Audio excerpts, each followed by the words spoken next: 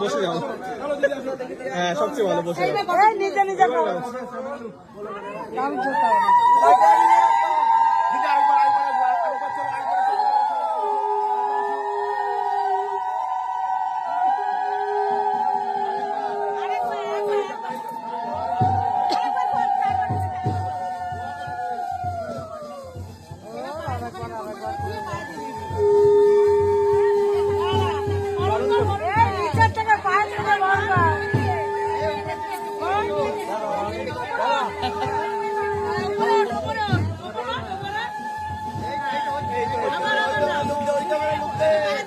মাথায় মাথা দিয়ে দে।